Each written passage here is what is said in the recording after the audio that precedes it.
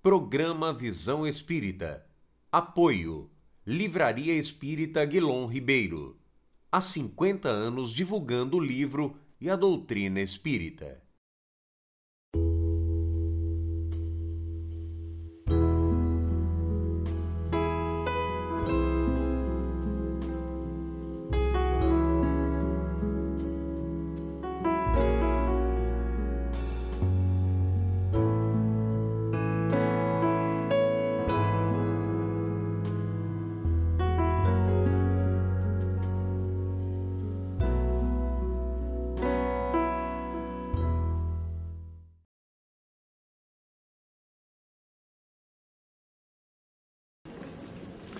Durante a Segunda Guerra Mundial, que os estrategistas militares consideraram a guerra que deveria acabar com todas as guerras, algo aconteceu na história da humanidade que não recebeu a divulgação essencial.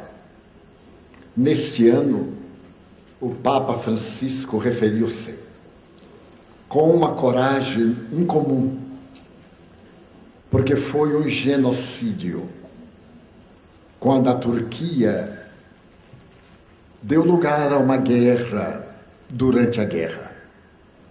Entre 1915 e 1917. Foi uma guerra para exterminar uma raça.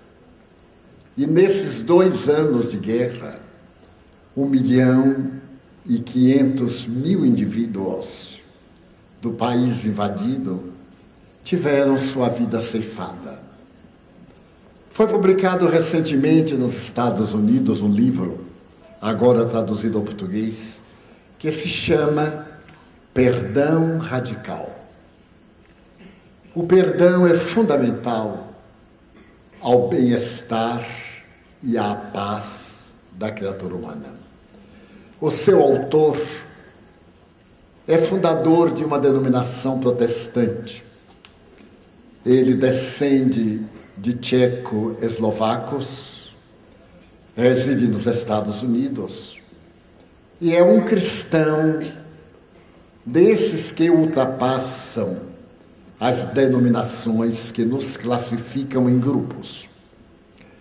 O Dr. Zand teve a coragem de publicar esse livro para nos convidar ao perdão radical.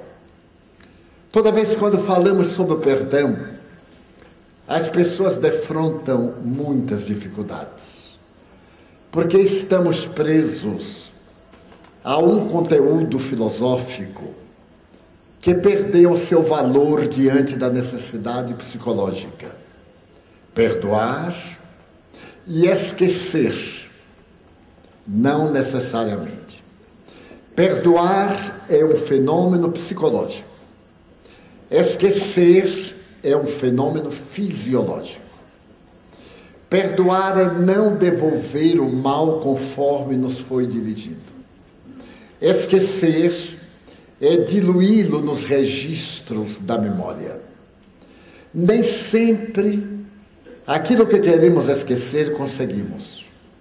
Como nem sempre, aquilo de que desejamos recordar, nos logramos. E a questão do perdão transcende a lembrança. Porque toda vez que eu veja o agente do problema, eu vou me lembrar. É um fenômeno psicológico de associação de ideias. Mas na razão direta em que eu logicar quanto à necessidade de não revidar e não guardar ressentimento, que é outra coisa, mas se dilui a presença da lembrança. O grave problema dos acontecimentos infaustos e desagradáveis é o remoer da ideia. Nós ficamos repetindo. E ficamos procurando justificar o que fizemos e lamentando o que não pudemos fazer na hora. Porque eu deveria ter dito isto e aquilo, mas não disse. Mas da próxima vez, não vai ter próxima vez. A proposta do Dr. Sand está enquisarada no homem da cruz. Como é que ele pôde? Diante daquela massa ignara, daquela gente tomada por uma loucura, uma obsessão coletiva, pedir a Deus que a todos perdoasse. Porque não tinham dimensão, porque não sabem o que estão fazendo. É esse tipo de fúria que uma descarga de adrenalina produz em nossos neurônios cerebrais e nos enceguece. O que falamos sobre o Dr. Watson. Nós temos medo, é a primeira emoção. E o medo é a matriz de várias emoções. Desse medo inicial veio o terror, o pavor, o ressentimento. Mas quando nós temos o medo, que é psicológico, e vem a reação da adrenalina, que é fisiológica, nós temos a ira, temos vontade de agredir o outro e esmagá-lo. É um fenômeno orgânico. Não temos culpa, ele acontece automaticamente. Da mesma forma que quando vemos uma cena delicada, enriquecedora, temos uma descarga de adrenalina. São fenômenos automáticos do organismo. Cabe-nos, nesta fase do medo, que nos leva a agredir para nos defender, é o instinto de conservação da vida, aguardar uma segunda resposta do organismo, que é a descarga de cortisol. Naquele momento em que nós temos o medo, a adrenalina nos impulsiona e de repente nós esfriamos, temos uma sudorese viscosa e dizemos, não vale a pena, é o cortisol. Mas se nós tivermos muitas dessas emoções e respostas fisiológicas, nós vamos ter problemas futuros de diabetes e outros problemas orgânicos derivados dessas emoções desencontradas. O organismo não está preparado quimicamente para produzir esta reação e de imediato uma contra-reação, levando-o a um transtorno de natureza fisiológica. Aí entra a questão do perdão. Olhar-se e dizer, eu também seria capaz de fazer isso e talvez eu haja feito a alguém e não tenho a dimensão. Porque não temos a dimensão de como repercute no outro a nossa atitude. Dizer, mas é uma bobagem para mim, para o outro é fundamental. E ele não reage pela minha emoção, mas pela emoção dele. Então a questão está valorizada pelo nível de consciência de cada um de nós. Como o amor é uma emoção jovem, de 60 mil anos apenas, nós temos dificuldade de amar e de recordar os momentos ditosos da nossa vida que são infinitos. Se na saída daqui alguém por acaso tropeçar e tiver uma tentativa de queda, diz, pois é, sempre que eu estou feliz me acontece uma coisa ruim. Quando puder dizer sempre que eu estou mal, me acontece uma coisa boa que passa. Nós temos uma tendência masoquista. Quando queremos conquistar alguém e não conseguimos, nós apelamos para o masoquismo. Ficamos infelizes, choramos para inspirar compaixão. Compaixão é negativo, porque a compaixão emite uma onda de misericórdia, de piedade. Portanto, uma onda de que o outro é insignificante. Nós devemos inspirar amor. Se o outro não me aceita o amor, o problema é dele. Mas eu vou continuar amando. Se ele não aceita o meu amor, isso não deve fazer diferença. Porque a vantagem do amor não é receber a resposta, é o ato de amar. Nosso filho, às vezes nós somos levados a puni-lo, o que hoje é crime, legalmente estabelecido na Constituição. Mas este puni-lo é adverti-lo para que ele registre o lado melhor da vida. Lá em casa, meu pai tinha um psicólogo. O psicólogo ficava pendurado atrás da porta. Toda vez que nós tínhamos um surto, ele dizia, vá lá. A gente já melhorava. Era uma coisa impressionante. Éramos 13, número da sorte. Eu sou o número 13. Não tenho o menor recalque, porque tive tantas sessões psicoterapêuticas atuantes e ameaçadoras que eu tive um desenvolvimento normal. E quando fui educar a minha família adotiva, que é a nossa família universal, eu apliquei alguns corretivos. Um dos que mais eu gostava era o beliscão. Eu adoro o beliscão. Bem dado, é claro, daquele que não deixa marca, porque não complica a gente. E na Bahia, que é um estado de muita imaginação, tem o beliscão caranguejo. Eu não vou ensinar, quer dizer, eu só vou dar uma ideia. A pessoa junta esses dois dedinhos, pega aqui e torce. Mas é uma coisa tão levezinha. A pessoa dá um urro, que fica bom de qualquer processo esquizoide. E se for o fenômeno esquizoide antissocial, fica sociabilíssimo. Porque meu pai olhava e dizia, se aproxime mais. Eu já sabia que vinha o irmão caranguejo. E ele dizia assim, vá lá. E dizia de uma forma jovial, vá lá. Então obedecia ao ritmo. Era quase como Kikita cantando. Porque tinha aquela sonoridade. Mas nós podemos fazer isso de mil formas. Dentro dos procedimentos lícitos, éticos e afetivos. E conseguimos os resultados mais favoráveis e mais abençoados. Então é necessário que nos revistamos deste sentimento de não querer que as pessoas nos amem por compaixão. Deve ser horrível a pessoa inspirar que o outro ama porque tem pena. Meu marido tem muita pena de mim. Você não é galinha, não é nada, deixa pra lá, esse negócio de ter pena. Meu marido gosta de mim porque não acha ninguém melhor do que eu. Porque se achasse, ele mudava, é claro. Ou vice-versa. Inspire beleza do ser amado. Torne-se necessário, homem ou mulher, emocional, espiritualmente. Conte-lhe coisas encantadoras. Menos queixas, para que ele sinta falta ou ela. E mais encantamentos. De toda maneira, tire o lado treva, porque a sombra não existe. A sombra é uma debilidade óptica, é a ausência da luz. Como o erro, filosoficamente não existe o erro. Existe o método pedagógico que deu uma consequência desagradável. Como nós temos o método mnemônico, repetitivo e etc., também temos aquele do erro e do acerto. Para caminhar, quantas quedas tomamos? Para falar, como nós nos confundimos nas palavras. Até que criamos o hábito, o automatismo e o fenômeno que consideramos correto. O que é o bem?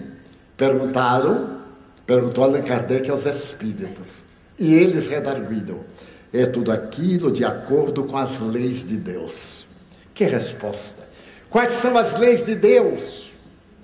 As 10 leis que se encontram íncitas em O Livro dos Espíritos, derivadas de uma lei, a lei natural ou lei de amor. Esta é a lei básica. Pessoas me perguntam, o que é que eu devo dizer em determinado momento? Eu amo muito, então não precisa ninguém lhe aconselhar. Quando nós amamos, nós sabemos exatamente como fazer. Principalmente se é um amor que não exige resposta, que é o prazer de amar. A resposta está da satisfação de olharmos o outro e lamentarmos ele ou ela não se aproveitar da nossa emissão de energia. Eu vejo em determinados momentos afetivos do tórax da pessoa, como tem certos quadros da oleogravura do coração de Jesus, coração de Maria, o centro cardíaco como que estoura. e um halo de luz invade o útero. Há um intercâmbio. E esse intercâmbio sustenta da vida. Daí a bioenergia, o passe, a prece intercessória, a boa palavra, são terapias. Terapias de alto valor. Eu contei que estava com processo orgânico, fui a mediúnica, e a partir dali não tive mais o processo orgânico. Que bioenergia, que energia de vida. Os benfeitores devem ter retirado da natureza, das plantas, o Mahaprana, do prana do universo, o velho éter cósmico, essa energia que é vida e que nos modifica completamente de um para outro momento.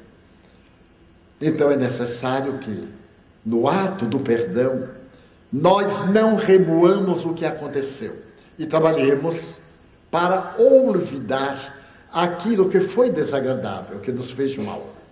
E procurarmos atenuar o sentimento da ira, do ódio, o golpe que o outro deu. Há um caso, ele é filosófico, é muito bonito, mas é anedótico, de que um jovem havia saído do emprego e estava desesperado. Caminhava, quando então sai um cão em disparada de uma casa e morde-o. Ele já estava irado.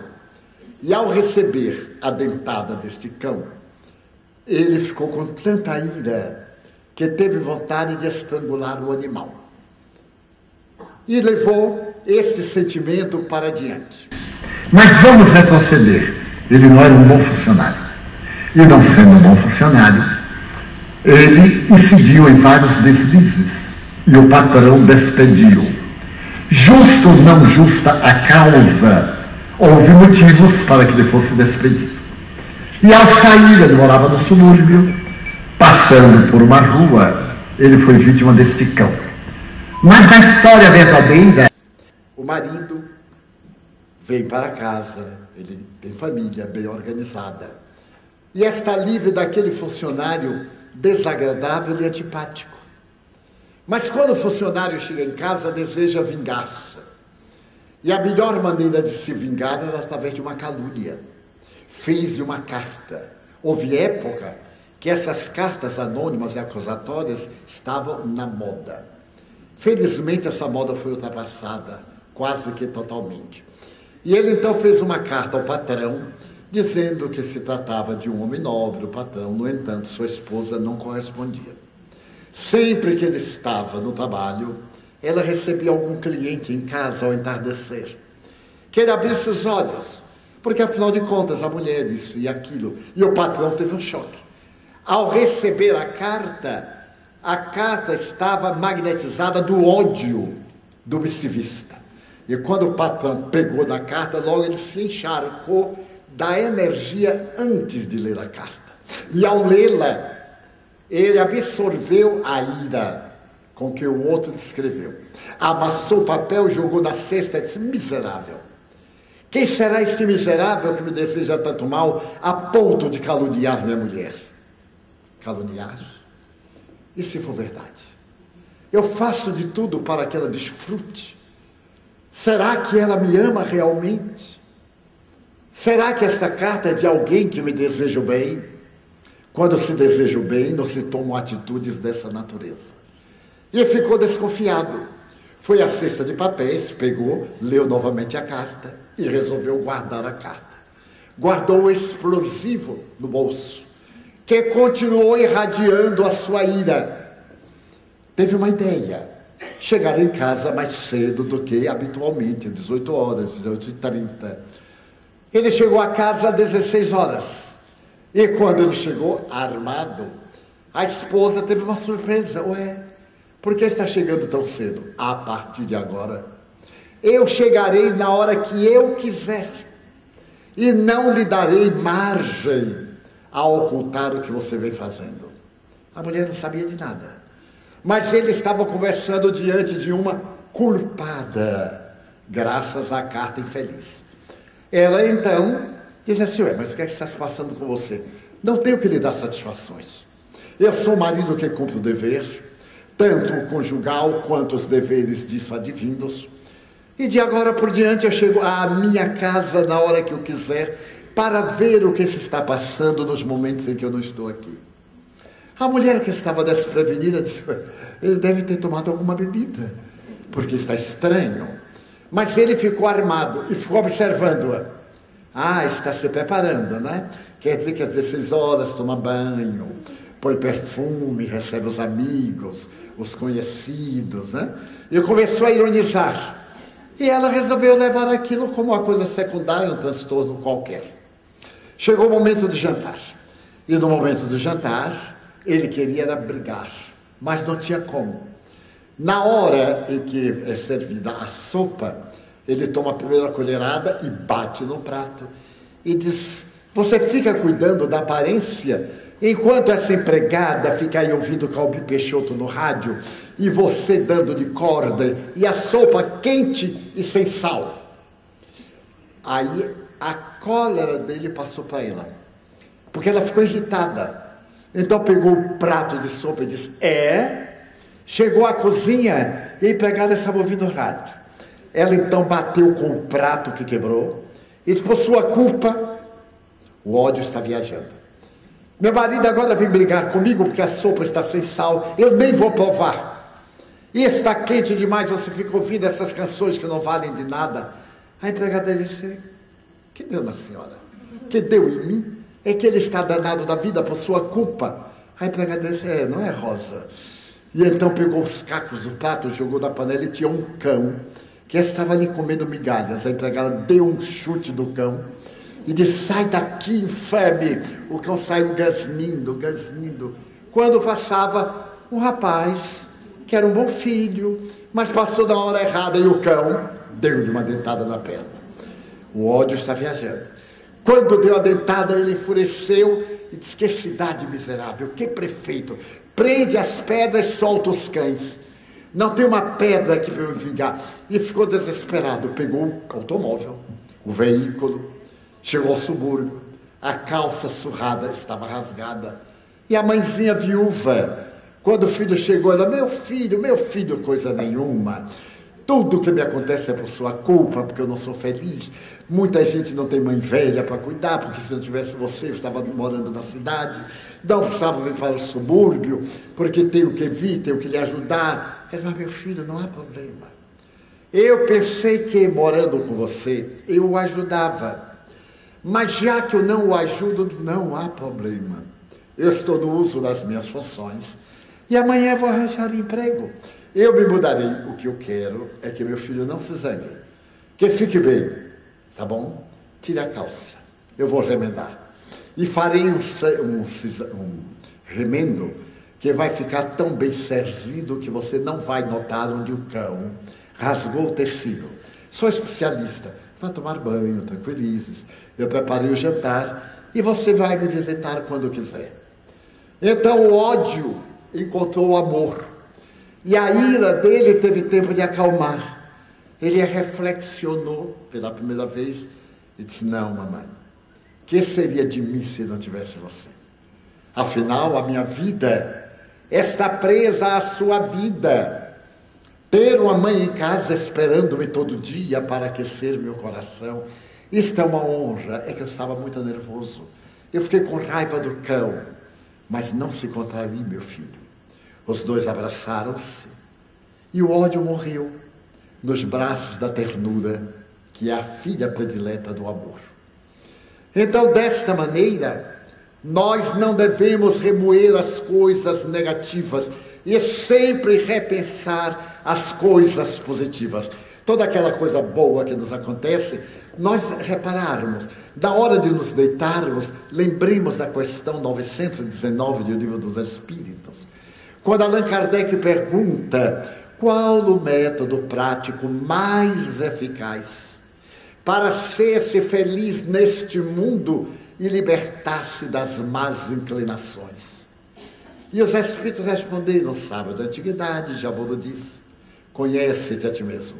Frase atribuída a Sócrates, mas que não é dele.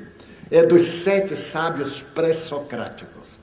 Essa frase estava incerta no pórtico da entrada do templo de Apolo. Genote-se E então, traduzindo ao latim, ao português, gnóte-se auton, conhece-te a ti mesmo. Sócrates achou tão notável que trouxe para a sua escola de filosofia pelas ruas de Atenas, conhece-te a ti mesmo. É muito difícil no autoconhecimento. E essa frase estampada no Livro dos Espíritos vai ter a interpretação de Santo Agostinho. Fazei como eu, antes de deitar-me, fazia o exame de consciência. E quando notava que houvera agido bem, eu prosseguia. Mas quando eu percebia que houvera agido mal, no dia seguinte eu retificava. Procurava modificar a minha estrutura. Esse ato de passar uma reflexão nos nossos atos, que nós aprendemos na igreja de uma maneira muito saudável. O exame de consciência. Porque no exame de consciência nós temos a coragem de ver-nos desnudados, o autoconhecimento. Os nossos limites, todos nós, temos um limite, um ponto nevrálgico. O apóstolo Paulo dizia, eu tenho um espinho na carne, e eu faço exatamente o que não quero, e o que eu quero não consigo fazer. Nós vamos botar isso na linguagem psicológica de Jung, é a sombra. Por que o indivíduo que é caixa de um banco procede bem e de repente começa a furtar? Ele sabe que será descoberto, é uma questão do tempo. Só que a turma da Lava Jato não sabia. E foi pegado de surpresa. Mas agora nós já sabemos. Vai ter uma prisão domiciliar, vai ter uma coleira bonitinha, mas já vai pensar duas vezes. Porque antes não. Projetávamos na sociedade aquele aspecto honorável de pessoas respeitáveis e, no entanto, corruptas e corruptoras. Felizmente, porque nada há oculto que não seja revelado. Apóstolo Paulo. Então nós vamos ver que a nossa vida tem um sentido, e mais que isso, há uma nuvem de testemunhas que nos acompanham. São os Espíritos, também o apóstolo Paulo. Então é necessário que o autoconhecimento esteja vigiando o nosso ponto vulnerável. Todos o temos. Durante muito tempo eu estive procurando observar quais eram os meus fulcros vulneráveis. O que era que me irritava? Eu não demonstrava, mas ficava irritado. E o importante não é demonstrar ou não, é o compromisso com o si profundo, com o self. Eu tenho um compromisso comigo, eu me amo. Então eu tenho que estar bem porque eu me amo. Se eu desejo aparentar-me bem para que o outro me ame, por que me não apresentar muito bem para eu me amar a mim mesmo? Prolongar a minha vida, ter inúmeros prazeres éticos, estéticos, de qualquer natureza. Então eu conhece-te a ti mesmo. O exame de consciência, a avaliação dos nossos atos e, acima de tudo, nesse alto amor, o alto perdão. Quanta gente faz consciência de culpa e vive atormentado? Vai para a depressão. Transformou em culpa, a depressão é o escoadouro. E essa depressão que se torna generalizada ameaça a estrutura do conhecimento humano na atualidade. Então é necessário que eu me perdoe, me desculpe e dê-me uma nova chance. Se eu tenho que amar ao meu próximo como me amo a mim mesmo, porque essa é a colocação, eu tenho que me amar. Se eu tenho o dever de dar ao meu próximo outra chance, por que não a mim?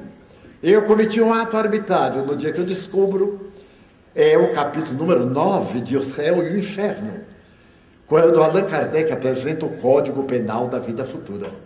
Nós passamos por 3 fases. Primeiro, o arrependimento.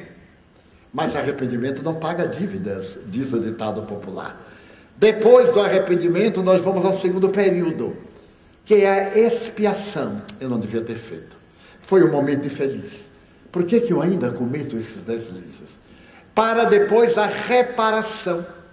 Não é necessário que a pessoa a quem eu ofendi me perdoe, me desculpe. Não, é necessário que eu me reabilite perante a lei cósmica. De que forma? Fazendo bem. O bem que eu faço anula o mal que eu fiz.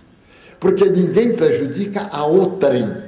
Desrespeita o código de ética do universo. A lei de ordem, que Allan Kardec chama a lei moral.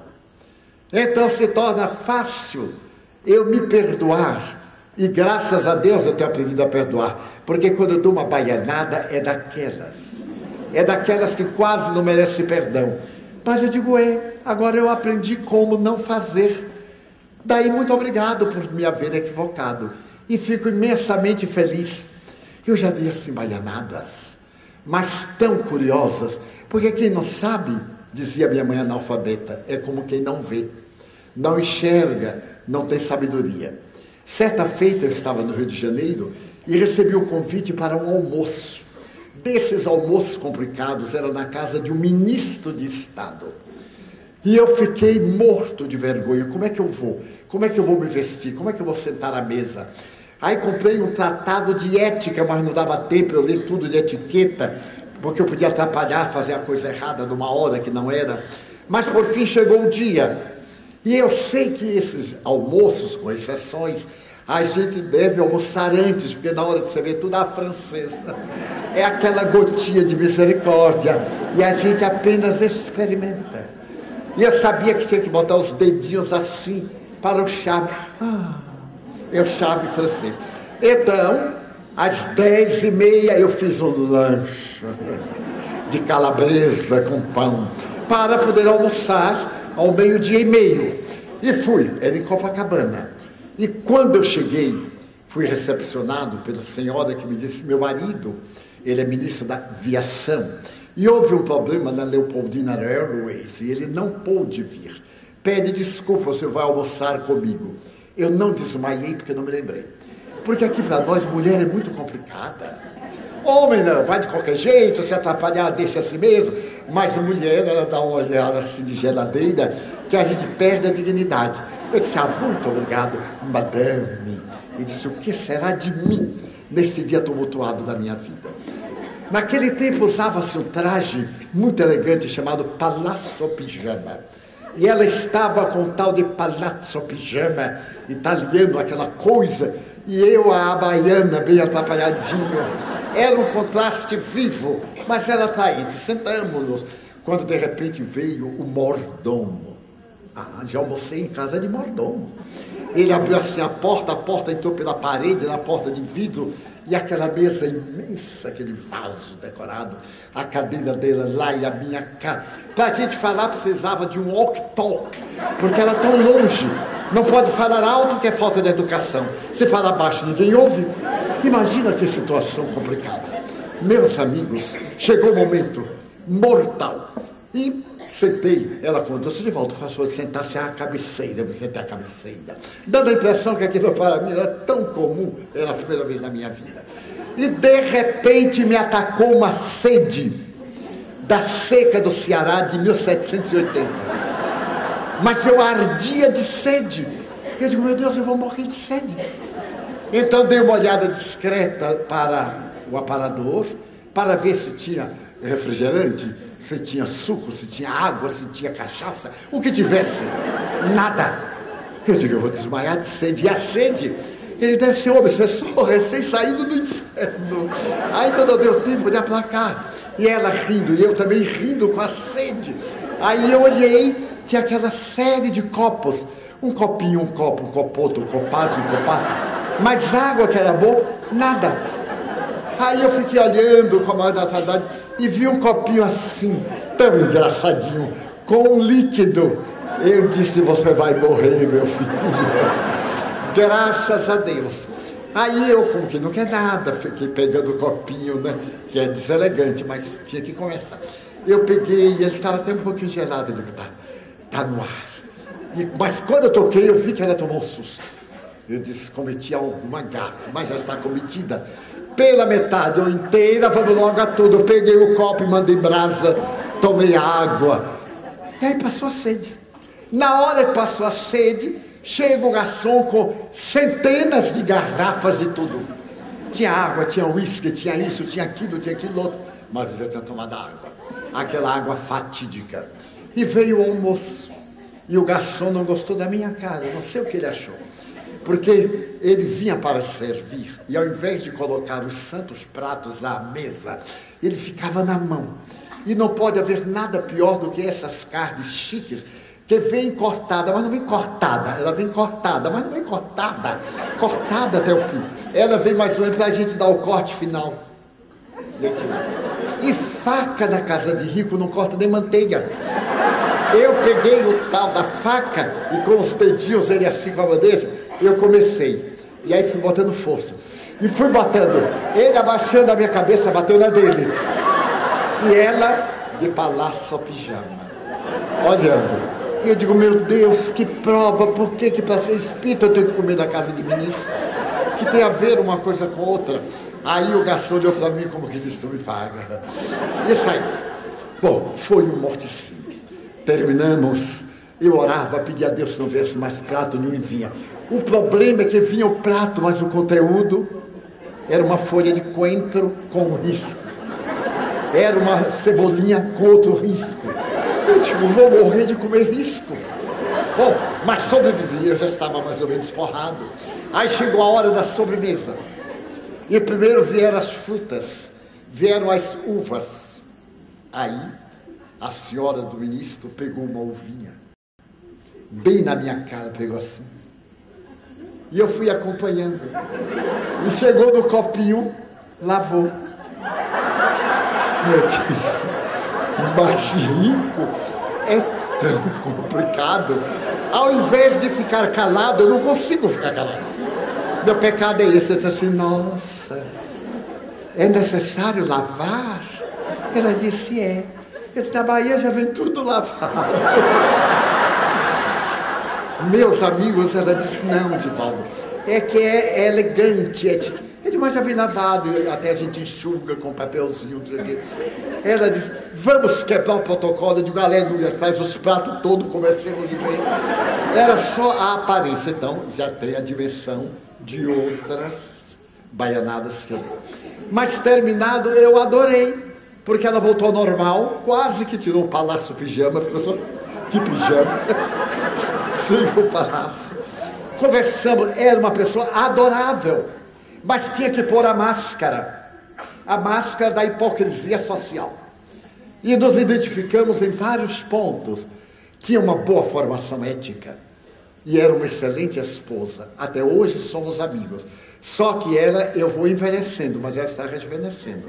Porque com todos os produtos atuais, se a gente ver o rostinho dela, ela era nordestina, mas agora é japonesa. Com os traços fora do lugar. Mas bem, e eu sempre a recordo. Ela disse, Divaldo, quando você pegou o vaso que ia levar à boca, eu quase disse, não faça isto. E eu digo, por que não? Ao invés de lavar a uva, eu queria lavar o estômago, porque me atacou um negócio, uma coisa. Mas aí eu me perdoei e disse que ótimo, que bom ser verdadeiro, que bom ser humano, que bom errar. E aí também os equívocos morais. Dou-me outra chance, por que não? Eu aprendi a como não mais fazer esta coisa. Aí está o amor que me leva a ter paz interior. Eu tenho direito de errar, mas não tenho permissão para continuar no erro, que é outra coisa. Daí o perdão de Brian Zahnd é exatamente essa compreensão do nosso delito e a nossa reabilitação. Nesse livro ele narra notáveis experiências. Vale a pena ler. Perdão radical. Ele conta, por exemplo, a história de Simon Wiesenthal, aquele perseguidor de judeus. Uma experiência de amor que me comoveu até as lágrimas. Mas eu extraí para o seminário de hoje uma das suas muitas experiências e vou contar conforme a minha emotividade. Naquele momento da guerra, quando a Turquia invadiu o país próximo, aqueles biltres, comandantes de pequenas tropas, começaram a destruir tudo na volúpia de fazer desaparecer da terra aquela raça. E no dia de primavera, em 1915, eles chegaram a uma aldeia, invadiram uma casa, estando à mesa, o pai, a mãe e duas filhas, o chefe do grupo sacou do revólver e matou o homem. De imediato matou a mulher. As duas meninotas, uma de 15 e outra de 12 anos, ficaram hebetadas. Não sabiam o que dizer. Então o chefe do grupo pegou a menina de 12 anos e julgou a tropa que a estuprou. E que ali naquele momento levou-a ao desespero como selvagens. E a menina de 15 anos, ele elegeu-a para o seu bordel. Levou-a para o seu bordel e colocou no meio de outras jovens, em que ela servia de carne humana para as atrocidades sexuais do psicopata. Mas por uma ou outra razão, em 1916, quando ela era carne desaparecida e ossos à amostra, ela conseguiu fugir. Ela fugiu e desapareceu. A guerra terminou em 1917, enquanto a Segunda Guerra continuava até o ano de 18. Passaram-se os anos. Certo dia, por volta de 1926, em uma clínica na capital da Turquia, chega um homem com uma dermatose não classificada e não identificada, que estava às portas da morte. A carne putrefata tinha necessidade de ser extraída até chegar aos vasos que irrigavam o corpo, para poder talvez dar-lhe uma chance. Mas o estado era tão deplorável que os médicos deram-se conta que ele não viveria uma noite. O odor pútrido da carne humana, insuportável, levou os especialistas a colocarem em um local a certa distância, onde ele ficasse isolado. E todos negaram-se a dar-lhe uma assistência, porque não suportavam o horror fétido, nem a expressão daquele homem num pré-coma. Mas trabalhava nesse hospital uma jovem enfermeira que era o protótipo da abnegação. O chefe da clínica de emergência lembrou-se dela e perguntou-lhe se por acaso ela poderia tomar conta por algumas horas de um paciente terminal, para que ele não viesse a morrer sem ter a mínima assistência. E ela disse que essa era a sua missão. Ela havia feito enfermagem porque amava a criatura humana e desejava dar pelo menos dignidade no momento da morte. A pessoa adquirir essa dignidade para ter uma morte que lhe apraza e que lhe conceda a recompensa da sua crença ou da sua não crença. Ele diz, mas vai precisar da abnegação de uma filha, porque o odor pútrido é insuportável. E ela disse, pois não, mas eu suporto, estou acostumada. E transferiu-se para aquele isolamento. O homem não morreu naquela tarde. Ela retirou o possível das carnes putrefatas, aplicou-lhe morfina, fez o tratamento. Naquela época a gaze ainda era muito rara. Com pedaços de lençóis ela foi envolvendo as partes mais difíceis. Não morreu na semana, nem no primeiro mês. 6 meses depois ele teve alta. Estava radicalmente curado. Na hora em que ele vai despedir-se do chefe da clínica, diz-lhe, eu o recomendarei ao ministro de Saúde para que a clínica seja beneficiada pelos favores do governo. Eu sou uma autoridade governamental e não me esquecerei de que a minha vida foi salva graças aos cuidados especiais, à abnegação de todos e, naturalmente, à excelência e à qualidade deste hospital. Então o diretor disse, não. Em realidade, o senhor foi salvo, sua excelência foi salvo, por causa daquela enfermeira. Foi a sua abnegação, foram o seu cuidado, o seu devotamento, que o salvaram. Agradeça. Ela estranha. Durante o período em que convivemos, quase 6 meses, ela respondia por monossílabos. Mas havia nela uma dedicação, uma atenção que me impressionavam. Mas eu não forçava diálogo, respeitava a sua intimidade. Deve ter algum segredo. Eu vou agradecer-lhe. Aproximou-se da jovem, que estava próximo, e estendeu-lhe a mão. Senhorita, eu sou a autoridade Y e quero agradecer a doação da sua vida, que me pôde resgatar da morte, dando-me vida. Você foi melhor do que uma filha, caso eu tivesse uma filha abnegada, a tal ponto. Ela levantou a cabeça, e olhou para ele com uma expressão de ternura, mas não lhe apertou a mão. Ele continuou com a mão no ar. Ele disse: quero agradecer e quero anotar o seu nome para recomendá-la às autoridades do Ministério de Saúde. Ela disse: não é necessário. Agradeço a gentileza de Sua Excelência, mas não é necessário. Eu somente cumpri com o meu dever. Eu também fiz o juramento de Hipócrates, tornar a vida humana mais digna, pelo menos no momento da morte. Ele disse: é curioso. Agora que ele ouço a voz, eu me dou conta de que não é turca, porque fala o nosso idioma com alguma dificuldade. Ela disse: realmente eu não sou turca, eu sou armena. Ah, é da Armênia. Eu recordo-me muito do seu país, porque durante a guerra que tivemos, eu estive lá. Eu recordo-me, Excelência. Eu recordo-me daquela manhã de setembro, quando Sua Excelência entrou numa aldeia, na casa de meus pais, à hora da refeição, sacou do revólver, matou meu pai, e ato contínuo, matou minha mãe. E depois atirou a minha irmã às feras que a devoraram, estraçalharam-na, e levou-me para o seu bordel, para os atos de canibalismo sexual a que eu e outras jovens armenas éramos submetidas. Eu lembro-me de Sua Excelência. Então você, Sua Excelência, sou eu. Sobrevivi. Eu consegui fugir e procurei dedicar-me a uma profissão em que eu aprendesse a matar. Porque o sonho da minha vida era encontrar Sua Excelência para me vingar. Porém, para matá-lo suavemente, a cada momento. Não só matar o corpo, matar o ser, conforme o Senhor fez com milhares de pessoas. E conforme o Senhor fez comigo. E por que não me matou? Quando eu entrei, apodrecido, você me reconheceu?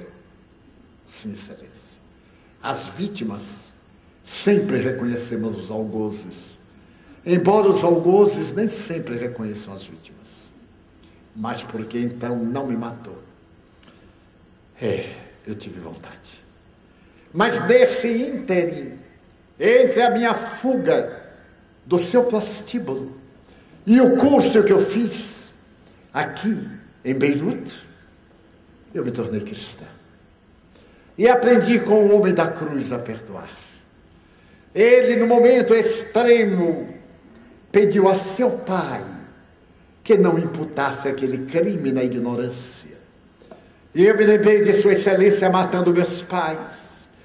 E pedi a Deus também que Ele desse chance, não de pagar, mas de despertar para a vida. Eu sou cristã. E por isso eu perdoo a Sua Excelência. Segurou-lhe a mão e disse, e o chamo de irmão.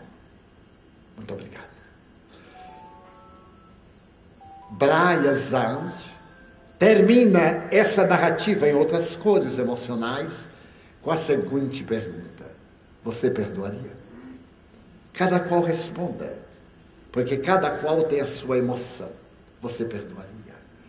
Então essa moça tinha paz, porque ela logrou o estágio de perdão em que o mal não lhe fazia mal.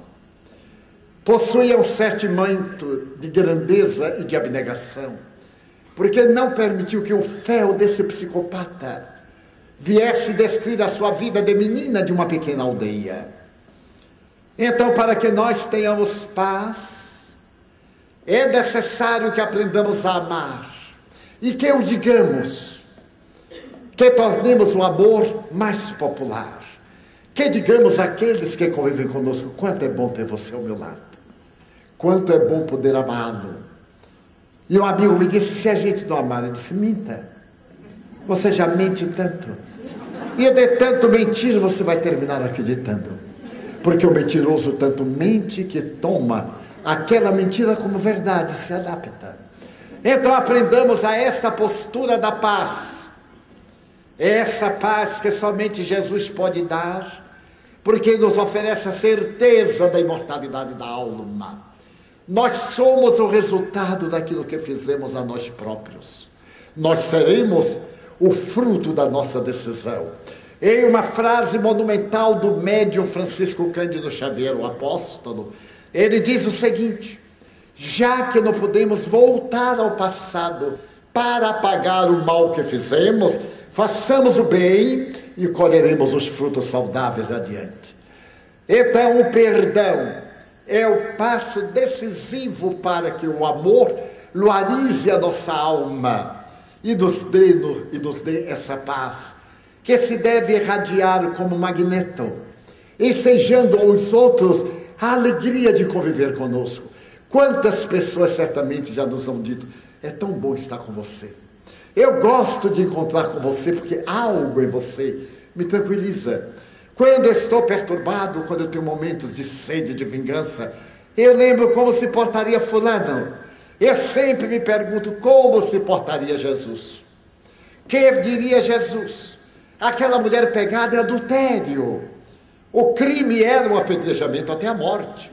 Era um crime, estava previsto na lei soberana, nos 10 mandamentos. Ela traiu porque quis, entre aspas. Ela nada tinha que ver com a conduta do marido, devia pensar na sua conduta. Mas Jesus, diante de uma situação embaraçosa, porque foi preparada para perturbá-lo, ela pecou. E Moisés manda que seja apedrejada até a morte. E tu dizes que devemos perdoar. Com quem ficamos? Contigo ou com Moisés? Eram os hipócritas. Qualquer resposta dele incriminá-lo-ia. Se ficasse com ele, estava contra Moisés, estava contra César. Era passível de pena de morte. E se falasse que devia ficar com Moisés, estava indo contra a manifestação do perdão. Que faz Jesus? Eu sempre me perguntei, se fosse eu naquele momento, que atitude teria? E Jesus apela para a dificuldade de cada qual. Que cumpra a lei de Moisés. Que ele atire as pedras, porém, aqueles que estiverem isentos de culpa.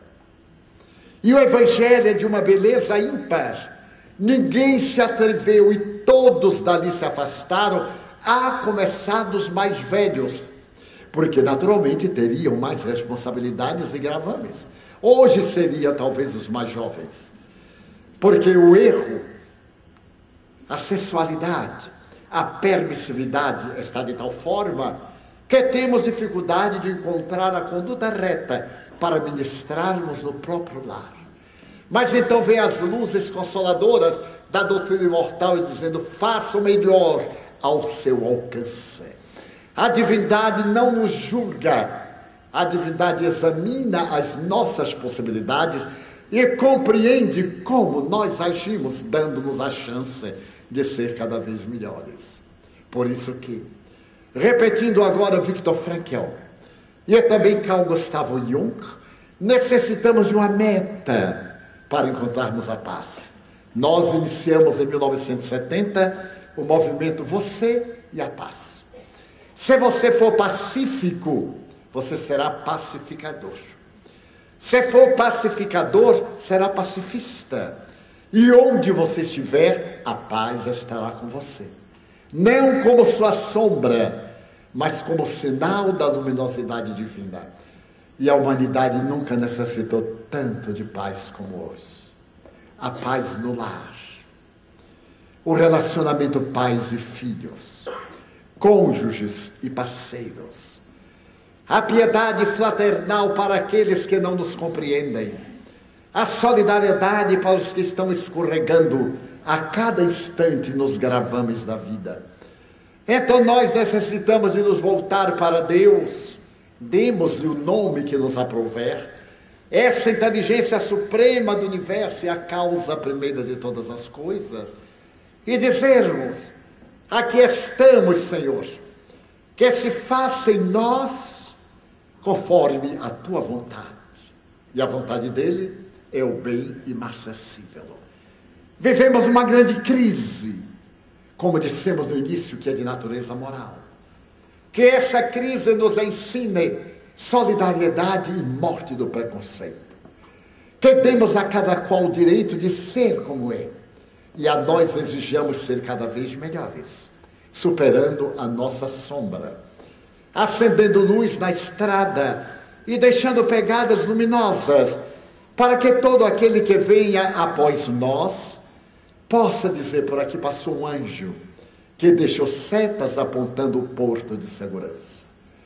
A crise passará, mas as lições que nós estamos aprendendo, reformulando os valores, reconstruindo a nossa ética, reavaliando os nossos recursos, amadurecendo o nosso sentimento, adquirindo uma percepção psicológica profunda em torno do querer bem, esse é o fruto nobre da árvore espúria da crise, que logo mais nos irá dar início à era nova, à humanidade desse porvir que está chegando, o mundo de regeneração. Mas que não nos esqueçamos de nos amar, de não fazer às ocultas aquilo que não temos coragem de fazer à luz do dia, que nos respeitemos a nós próprios e que tenhamos a sensibilidade de dizer: eu amo a vida, que para mim é consentida. Muito obrigado, Senhor, por tudo que me deste, por tudo que me dás. Muito obrigado pelo ar, pelo pão, pela paz. Obrigado pela beleza que os meus olhos veem no altar da natureza. Olhos que fitam o céu, a terra e o mar, que acompanham a ave ligeira que voa fagueira pelo céu de anil e se detém na terra verde salpicada de flores em tonalidades mil. Muito obrigado, Senhor, porque eu posso ver meu amor, mas diante da minha visão eu detecto os cegos que se debatem na escuridão, que tropeçam na multidão, que choram na solidão, que necessitam da companhia de um irmão. Por eles eu oro e a ti eu imploro comiseração, porque eu sei que depois desta lida na outra vida, eles também enxergarão. Muito obrigado pelos ouvidos meus, que me foram dados por Deus, ouvidos que ouvem o tamborilar da chuva no telheiro, a melodia do vento nos ramos do olmeiro e as lágrimas que vertem os olhos do mundo inteiro. Ouvidos que ouvem a música do povo que desce do morro na praça a cantar, a melodia dos imortais que se ouve uma vez e ninguém esquece nunca mais. A voz melodiosa, melancólica, a voz do povo, do ganhadeiro, daquele que se destaca na caatinga para pegar o boi e trazê-lo. Mas diante da minha voz, eu descubro os que sofrem de afasia, que não cantam de noite, que não falam de dia.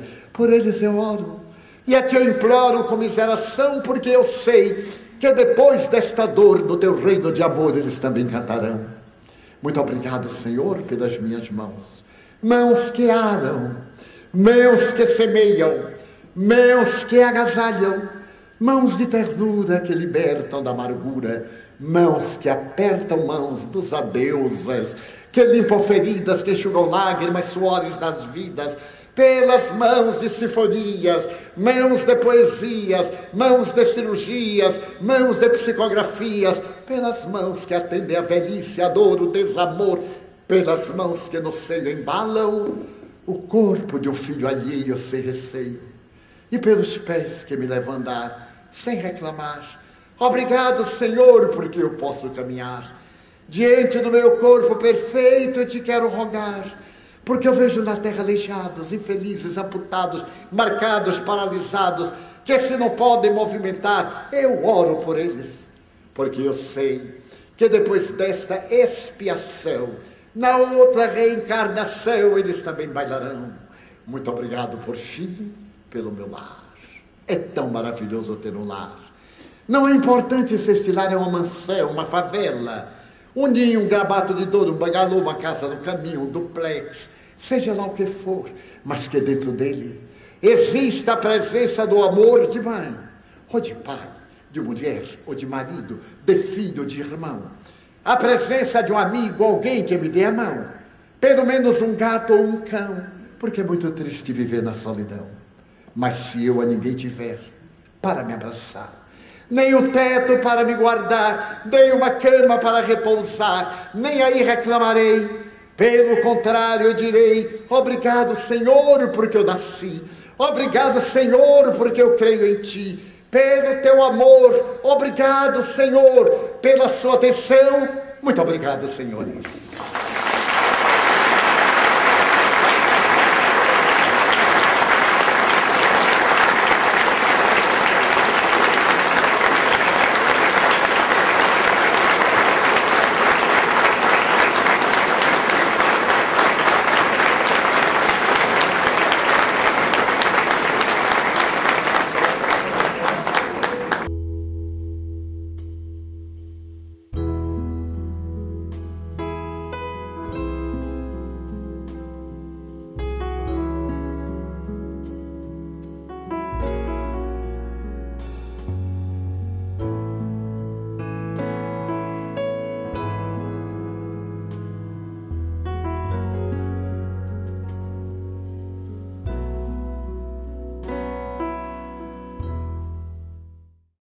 Programa Visão Espírita.